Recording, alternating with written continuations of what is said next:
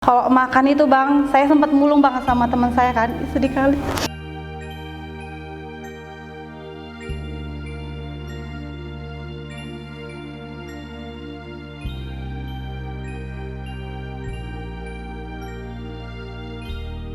Ya kan udah kami tetap pasrah, minta tolong sama Allah.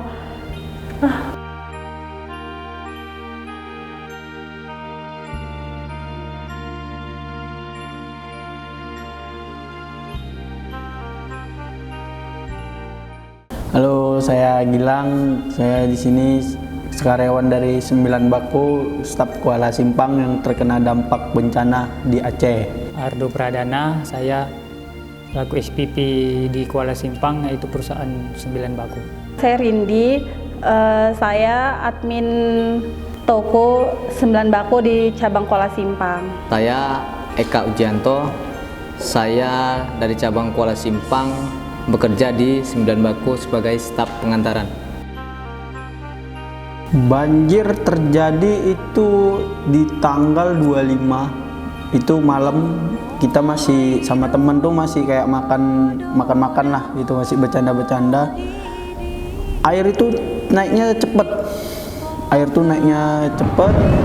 terus nggak terduga bakal setinggi hampir sampai lantai 2. Semuanya terendam banjir, nggak ada sisa. Sebelum air itu melanda toko kita ya, sebelumnya seminggu sebelum banjir melanda, curah hujan sama sekali nggak berhenti. Jadi pagi, siang, sore, malam hujan deras gitu turun tanpa berhenti. Sebelumnya seminggu itu daerah-daerah sekitar yang daerahnya rendah, daeratannya rendah itu semua pada sudah terendam. Hari ketiga, hari keempat hujan itu nggak turun, nggak reda. Daerah yang daratannya rendah itu sudah terendam semua. Air itu sudah naik di tubuh kami. Pengungsi-pengungsi di sekitar itu sudah berada di tubuh kami. Yang berharap mereka, asumsi mereka tubuh kami itu kan daratannya tinggi. Jadi mereka berharap air tidak sampai di situ, karena dari keterangan penduduk-penduduk yang lama juga pada tahun 2006 kemarin air sama sekali tidak sampai tubuh kita karena daratan kita tinggi. Tapi ternyata pagi itu juga air begitu cepat naik ya, dari Sungai Tamiang yang di dekat toko kita, air deras. Kami lihat air deras begitu sampai akhirnya hitungan beberapa jam air naik terus sampai 2 meter lebih, yaitu menutupi hampir satu lantai dari toko kita tuh semua terendam banjir. Saat itu ya warga sekitar pada panik, mereka nggak tahu harus mengungsi kemana. Ya pada akhirnya ada beberapa warga juga yang hanyut kena arus, ada beberapa juga warga yang bisa mengungsi, sanggup mengungsi juga di gedung-gedung yang tinggi.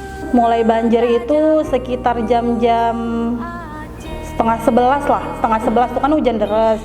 Kami kira suara hujan bang, ternyata suaranya itu beda, bukan yang di atas genteng. Terus kok tiba-tiba airnya itu suaranya itu kayak suara arus gitu loh bang. Jadi kan kami di kos itu perempuan semua, panik. Dan gitu kan orang saya tuh hanya panikan kan. Jadi nengok teman-teman panik tuh saya bingung sendiri apa yang harus diselamatkan kan. Ya udah saya cuman keluar bawa selimut sama bantal guling aja, sama tas sama handphone. Jadi baju-baju tuh nggak diselamatkan. Ya udah cuma menyelamatkan diri sendiri. Ya udah terus kami tuh sempet ngubungi Bang Ardo, nanya kondisi toko gimana, kalau memang masih bisa jemput kami minta tolong jemput. Tapi sama sekali rupanya udah nggak bisa lagi. Di simpang kos aku tuh udah hampir sepinggang bang. Jadi kan kalau dijemput naik piar kan piarnya tuh bakal nggak ada akses lah kayak gitu. Jadi kami menyelamatkan diri pertama itu ke masjid depan kos. Ya udah nggak lama di masjid itu rupanya airnya makin lama makin naik bang, makin naik sampai sedada kami lah ya kan. Di situ udah mulai panik. Ya udahlah, jadi temen kami tuh udah kayak pasrah sampai mau ngajak kami meninggal loh bang. Jadi yaudahlah, udah nggak tahu lagi gimana. Ya udah aku videoin kondisinya gimana, terus aku share di status minta tolong kan, soalnya itu jaringan di tempat kos aku pun udah macet-macet lah, udah payah lah ngubungin temen-temen yang lain. Ya udah aku buat status, rupanya banyak tuh yang respon kan, yang bantuin nyariin tim SAR. Rupanya sama sekali nggak ada bang tim SAR-nya, sampai airnya itu naik ke masjid itu udah sepinggang. Kalau kami turun lagi ke lantai masjid itu udah tenggelam kami bang, jadi kami tuh panik kan, panik lah gimana caranya. Terus nggak lama jumpalah, mungkin bapak itu juga sama-sama kayak mau menyelamatkan diri kan. Terus yaudah bapak itu ngajak kami naik ke atas genteng. Kami di atas genteng tuh bang, di atas genteng hujan deres. Nggak tahu lah harusnya gimana, udah pasrah aja. Terus kawan pun udah mau ngajak kayak udah pasrah aja, udah nggak mau hidup lagi lah dia kan. Udah kami tetap pasrah, minta tolong sama Allah. Kalau air mata tuh udah nggak tahu bilang lah bang, rasa takutnya luar biasa. Banjir terjadi waktu itu sekitar malam, air mulai naik dan kami pun mulai mengungsi. Tepatnya kami mengungsi di atas tempat kami bekerja di lantai 2. Dan sebelumnya kami sebelum mengungsi kami coba cari bahan pangan tapi nggak jumpa, tidak jumpa bahan makan. Tapi kami tetap naik ke atas agar kami bisa selamat dari air. Hal yang pertama kali kita lakukan pasca banjir itu di hari kedua banjir, itu banjir masih segini, masih seleher. Jadi itu kita nekat keluar untuk cari yang namanya makanan karena stok makanan kita juga nipis. Kita ada 4 orang cuman stok Indomie ada 5 bungkus sama air mineral 1 botol, itu dibagi 4. Jadi kita mau nggak mau harus nekat keluar menerjang banjir yang udah tinggi, sedangkan di dalam toko aja udah segini, udah seleher. Di luar tuh orang udah pakai kebanyakan perahu karet juga harus deres. Jadi kami fokuskan cari makanan dulu untuk ngisi tenaga. Yang kita lakukan pertama kali, kita persiapan ya, kita tahu naik airnya tuh, volume airnya begitu cepat. Persiapan baik itu perlengkapan masak kita, gas, kompor, kemudian beras dan barang-barang yang pokoknya bisa kita konsumsi ketika banjir itu melanda. Jadi semua barang kita naikkan dulu ke lantai 2. Air saat itu mulai naik dan listrik juga belum hidup. Curah hujan begitu deras, semakin gelap, dan syukurnya lagi HP kita juga masih di hari pertama itu masih cukup baterai. Jadi kita untuk konsumsi, kita buat makanan di atas, kita masak nasi di atas tuh menggunakan baterai HP yang masih menyala. Jadi di hari pertama kita hanya masak bijak yang kita rebus saja lah, kita rebus saja rasanya. Rasa apa yang penting perut kenyang, yang penting perut terisi sih.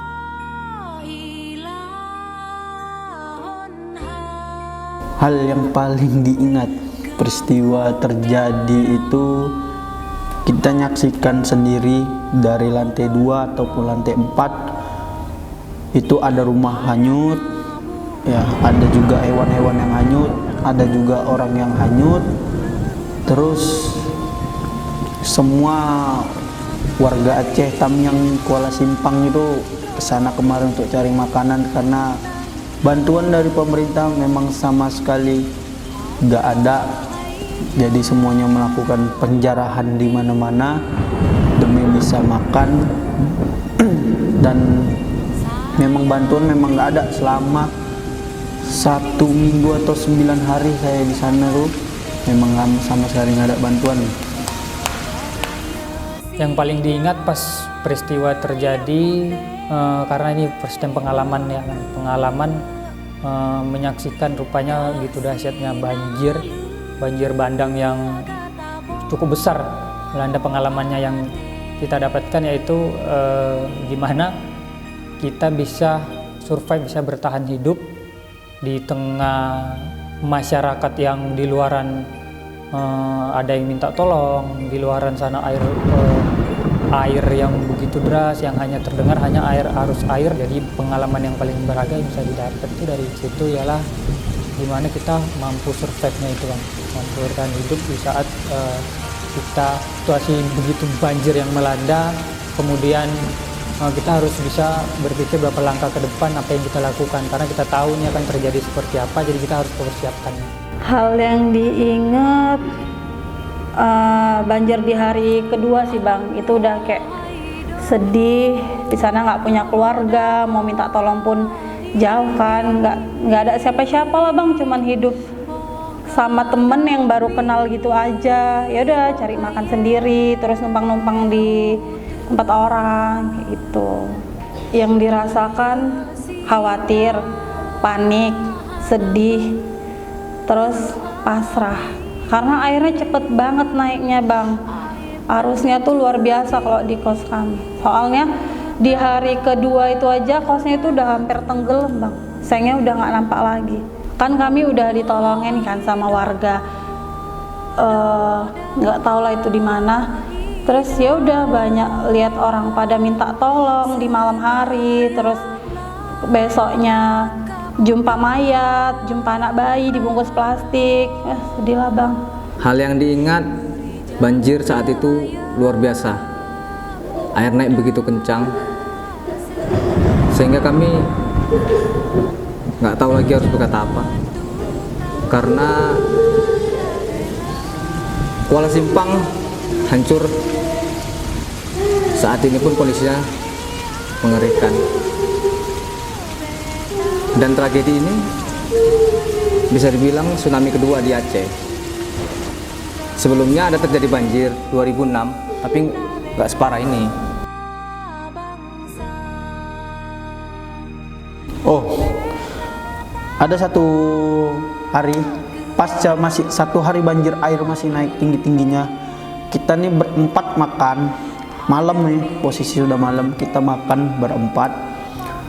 Pas saat mau makan kita tuh dengar suara orang minta tolong.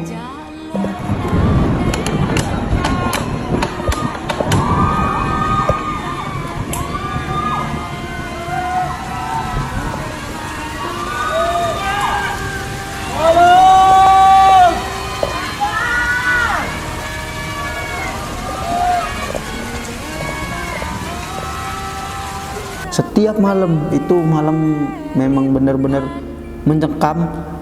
Jadi apa yang dibilang pemerintah tidak mencekam itu sangat mencekam. Tiap malam kita dengar suara orang tak tolong selamatin saya. Bahkan ada satu keluarga di situ terjebak banjir, meninggal semuanya satu keluarga. Jadi ada juga waktu banjir surut banyak melihat mayat di mana-mana. Juga teman saya ada ngeliat mayat bayi itu dibungkus, ada kayak apa namanya fiber gitu, bayi udah meninggal, 2 bayi meninggal. Ada juga saya ngeliat mayat yang ada tangan, yang perutnya pecah. Ada yang di pasar itu mayatnya cuma diikat pakai tali, pakai kain, belum dievakuasi. Terus juga banyak warga-warga yang kesusahan, pengungsi, makan itu makan nasi, masak nasi itu pakai air banjir, minum dari air banjir. Yang saya dengar malam itu, tepatnya malam Jumat, ingat saya, malam itu yang terdengar suara teriakan orang tak tolong. Kami nggak bisa buat apa-apa. Yang jelas suara teriakan orang tak tolong sama air yang terdengar membawa rumah-rumah sekitar yang bergerak menuju sungai. Dan malam itu situasi sangat mencekam. Hal apa yang dijelaskan udah pasti panik ya Bang ya. Panik, banjir mulai naik, baterai HP ya, walaupun nggak banyak. Jadi malam itu yang terjadi itu kita panik, benar-benar panik, karena kita udah mengungsi di lantai 2, air mulai naik, sudah menyentuh tangga untuk kita di lantai 2-nya. Jadi kita benar-benar panik, kita sama sekali tidak nyenyak tidur, bolak-balik kita cek air. Untungnya lagi baterai di hari pertama pas air mulai naik-naiknya tuh masih penuh, ibaratnya masih bisa digunakan lah untuk untuk ngecek air, volume air udah setinggi mana. Nah di hari kedua air pun juga mulai naik, dan akhirnya baterai juga sudah mulai habis, kami mulai panik karena dari itu bener-bener kita di posisi mana, lampu semua gelap gulita, arah tangga untuk ke lantai 3 mana, arah pintu untuk ke lantai 3 tuh kami bener-bener nggak tahu gitu. Posisi sekarang itu lagi menghadap mana, pintu mana, kita bener-bener nggak tahu. Jadi bener-bener panik saat itu ya. Kita hanya terakhir sebelum baterai itu mati, kita hanya memosisikan diri kita tuh menuju lantai 3. Jadi ketika kita mulai tahu air itu naik, kita langsung bergegas untuk ke lantai 3. Yang membuat miris lagi, kita seperti di tengah lautan, malam yang mencekam, lampu listrik semua padam, benar-benar gelap gulita, mencekam. Yang terdengar hanya suara arus air dan di sekeliling kita minta pertolongan. Yang jelas takut kami. Tapi dalam kondisi itu kami tetap bagaimana caranya harus bisa bertahan dalam kondisi takut itu, karena di malam hari yang kami jumpai cuman gelap, tidak ada cahaya lampu yang pasti. Kami berharap setelah malam itu segera datang siang agar ada penerangan, dan kami berharap ada segera bantuan datang, tapi sepertinya bantuan pun nggak kunjung datang. Yang terpintas di pikiran pertama kali yang pengen dihubungin itu adik, keluarga. Itu pengen kali dihubungin, tapi memang sinyal itu sama sekali nggak ada. Terus listrik, air itu nggak ada. Kami bertahan tanpa listrik, tanpa air bersih, tanpa jaringan, nggak bisa komunikasi ke dunia luar. Sama-sama seperti terisolasi, terkurung. Jadi kita pandai-pandai di sana supaya kayak gimana kita bertahan hidup, dan alhamdulillah ada yang bisa dihubungin setelah banjir surut. Yang pertama keluarga ya Bang, keluarga di rumah dan istri juga di rumah, karena sudah pasti pesan terakhir bisa kita komunikasi dengan mereka itu banjir udah mulai naik, sebagaimana mungkin kita menenangkan mereka gitu. Karena kan sosmed beredar ya Bang ya, banjir Tamiang yang gitu melululantahkan kota Tamiang. Jadi yang terbenak pertama kali itu menghubungi keluarga, gimana caranya bisa menghubungi keluarga. Tapi apalah daya, memang listrik semua pun nggak hidup, komunikasi semuanya nggak bisa, sinyal kita juga nggak dapet. Jadi ya di malam itu kita hanya mungkin berdoa, berpikir bahwa ya adalah dari pihak saudara di sekitar atau pihak juga manajemen kantor yang menghubungi keluarga kalau bahwasanya kami ya di sini sudah aman gitu. Jadi di sisi lain gitu, kita khawatir mau menghubungi mereka, ada pasti di rumah itu keadaan kita di mana. Keluarga Bang, soalnya kan adik saya juga kuliah di Loes Mawe Bang. Jadi pas banjir tuh campur aduk banget rasanya, mau hubungin keluarga nggak bisa. Soalnya kan HP aku kan ada yang kerendam kan, ada yang jatuh pas banjir itu jatuh, jadi nggak bisa ngubungin. Jaringan udah nggak ada, baterai udah nggak ada, jadi ya udahlah cuman mikirkan keluarga aja. Yang jelas yang ingin dihubungi pasti keluarga, tapi lagi-lagi karena jaringan sudah tidak ada, sebagaimana kami berusaha pun nggak bisa menghubungi keluarga.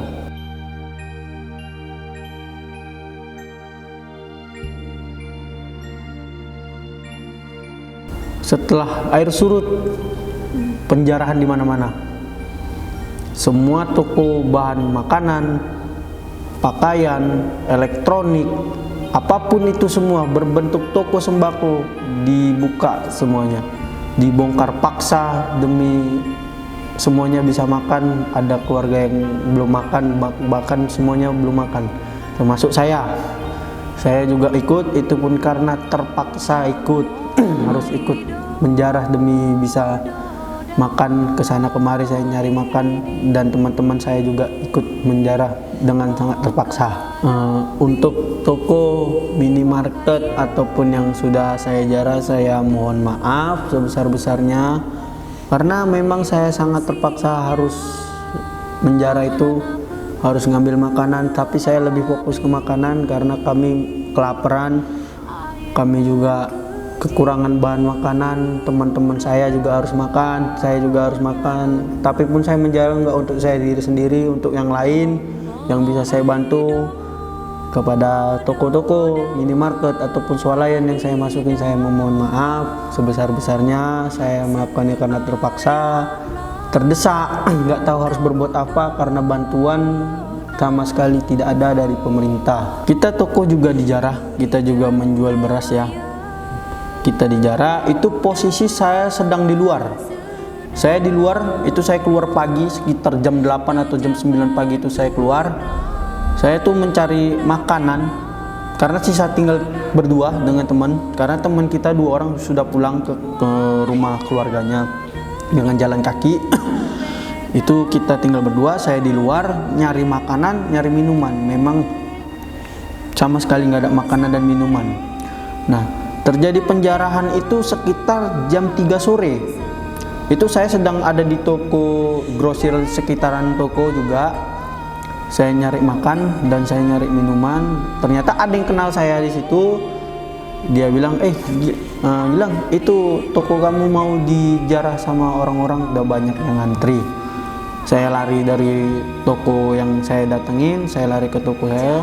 Saya lihat memang sudah banyak orang mengantri untuk menjarah. Alhamdulillahnya kita di situ dapat bantuan warga sekitar dan para TNI dan polisi supaya tidak rusuh.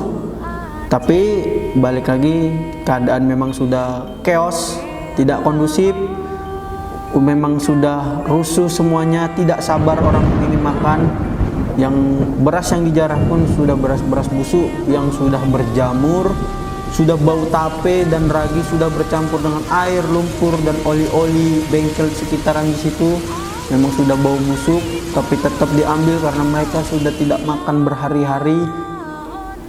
Saya juga hampir dipukulin juga sama warga situ karena terlalu lama untuk membuka pintu, karena emang membuka pintunya susah karena udah macet, sudah rusak juga. Tapi tetap dijarah. Saya perasaannya sedih di situ, sedih, takutan karena saya takut dipukulin juga sama orang-orang situ karena saya yang megang kunci toko. Yang terjadi di sekitar saat itu ya, kondisi Kuala Simpang sudah hancur, luluh lantah karena balok-balok dari atas turun luar biasa, menghancurkan kota Kuala Simpang, terutama kota Lintang yang begitu hancur luar biasa. Kurang lebih 9 hari kita bertahan tanpa lampu penerangan.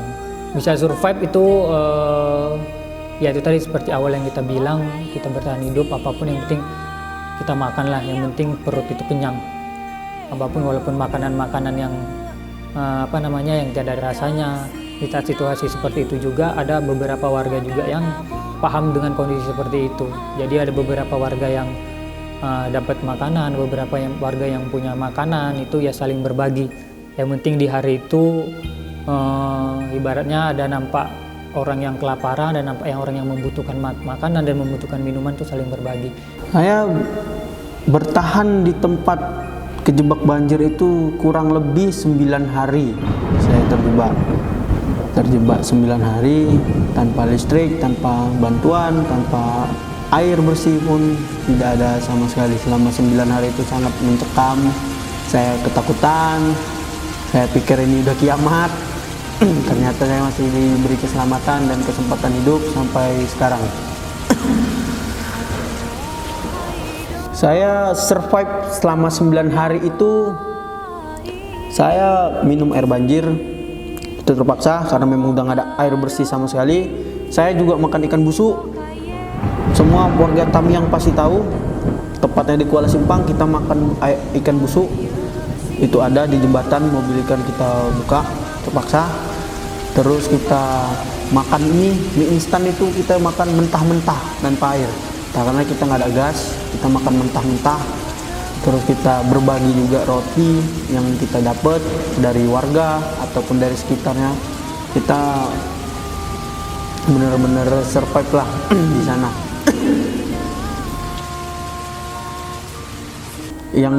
Saya merasakan tim 9 Bako menjemput, senang, bahagia, sekaligus juga sedih gitu. Senangnya itu saya akhirnya bisa dijemput dan bisa pulang ke Medan dengan selamat. Sedihnya itu saya di sini sudah enak, ibaratnya itu makan, tempat tinggal itu lebih dari kata layak, tapi saya masih memikirkan, masih terbayang di sana saudara-saudara kita yang kesusahan, yang tidak tahu harus kemana, yang rumahnya luluh lantah, berantakan, rata dengan tanah. Ini seperti bukan banjir, tapi seperti tsunami yang sangat parah. Semua kota porak-poranda, masyarakat kesusahan, tepatnya air bersih, makanan, obat-obatan, khususnya wanita dan anak kecil dan orang tua. Itu yang saya masih terbayang sampai sekarang, sangat sedih. Sampai sekarang pun sering nangis juga karena masih ada trauma di sana. 4 hari bang, 4 hari. Udah gitu pun kalau makan itu bang, saya sempat mulung bang sama teman saya kan, sedih kali. Jadi tuh kan udah sempet minta makan ke orang Gilang kan, ke toko. Terus mau coba lagi ke hari berikutnya, tanya, "Lang, masih ada makanan nggak?" Terus orang Gilang pun udah nggak ada lagi kan bang, soalnya itu udah hari kelima. Ya udahlah, Rindi tuh coba cari juga ke toko-toko. Pokoknya untuk napas aja tuh susah gitu kan bang. Jadi kami ada tanya sama toko buah di samping Pak De Sungat. Pas bapak itu lagi bersih-bersih kan, tanya, "Pak, ada makanan nggak? Ada roti nggak?" Kami anak kos, "Pak, belum ada makan," dibilang kayak gitu. Terus kami disuruh cari di tong sampah kan bang. Yaudah itu ada itu deh, baru bapak buang tadi tuh di tong sampah, kayak masih bagus. Yaudah bang, kami tuh sampai nyari di tong sampah. Kami korek lah ya kan tong sampah, rupanya dapet yang dapet tuh jambu madu sama rambutan. Sementara pagi itu kan nggak ada makan nasi. Malamnya tuh makan nasi yang udah kerendam air lumpur bang. Rasanya tuh kecut banget ya. Jadi mau makan tuh ya udah cuman makan nasi itu aja. Ya, terus pas mulung itu dapat jambu madu sama rambutan. Ya udah, yang busuknya dibuang, yang bagusnya aja yang kami makan. Terus untuk makan sorenya kan kami ini jalan mau balik ke posko lagi, sampai jembatan bang, jumpalah sama anak-anak lagi makan pop mie. Terus pas adek itu mau buang kuahnya, kami bilang, "Dek, jangan dibuang ya kuahnya, kami boleh minta kuahnya," kami bilang kayak gitu. "Boleh kak." Ya udahlah, kami ambil kuahnya kan bang. Terus kami coba jalan lagi cari dapur umum yang masak nasi. Jalan kami makan nasi pakai kuah pop mie bekas ada itu tadi kayak gitu. Jadi yang buat nggak bakal lupa tuh tentang itu bang, bertahan hidupnya. Terus kan karena kami juga nggak punya keluarga bang di sana bang, mau makan pun susah karena namanya anak perempuan bang. Sempet kami monjarah minta-minta ke toko. Terus kami malah disorong-sorong bang, kepala kami dijudutkan ke dinding sampai diusir-usir. Makanya kami nggak sanggup lagi untuk jarah kayak ngikutin anak laki-laki gitu kan. Ya udah, kami cuma bisa minta-minta aja ke orang-orang. Udah, terus hari kelima saya udah beranikan diri untuk balik ke kos, mau nyari barang-barang ke kos. Gak lama ada saudara saya yang jemput. Itulah nanya sama teman saya kan, "Saya mau cari anak saya namanya Rindi." Saya kira abah saya, soalnya pas setiap malam bang mau tidur saya tuh cuman doa minta tolong jemput kayak gitu. Soalnya mau ngabarin tuh nggak bisa. Udahlah, gak lama dijemput sama saudara saya. Itu baru saya dibawa ke tempat pengungsian lagi.